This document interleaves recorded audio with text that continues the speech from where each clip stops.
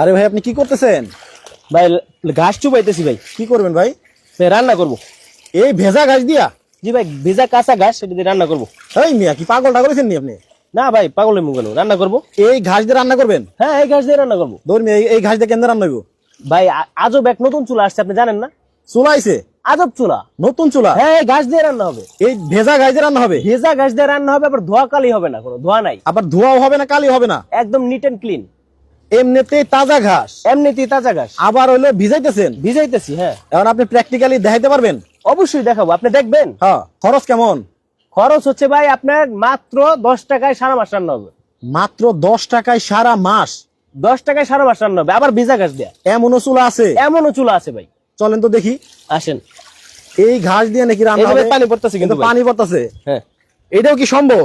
ভাই, সম্ভব না সম্ভব, আপনি লাইভে আছেন না। এখন চুলা কই? আসেন ভাই, আসেন, আপনি আসেন। এই ঢুকে গেলাম। আচ্ছা, এই ঘাস দিয়ে রান্না করবেন? এই যে ভাই, এই চুলায়? এই চুলা ভাই, এই যে ঘাস দিয়ে দিলাম, এই যে তাজা ঘাস। ওরে এই যে ভাই, ঘাস দিয়ে চমৎকার, দিলাম। এত সুন্দর আগুন জ্বলতেছে। এত সুন্দর আগুন জ্বলতেছে ভাই, এই যে তাজা ঘাস দিয়ে দিছি ভাই, বড় বড় ঘাস। এই যে এডিরে শুকাইয়া পুরা লাইবো, এখনই পুরা লাইবো। এই যে দেখেন। কি বলেন ভাই? মানে এগুলা কি আপনার? এগুলা এই যে এগুলা সব চুলা ভাই, সব চুলা, এই সবই চুলা? সবই চুলা ভাই।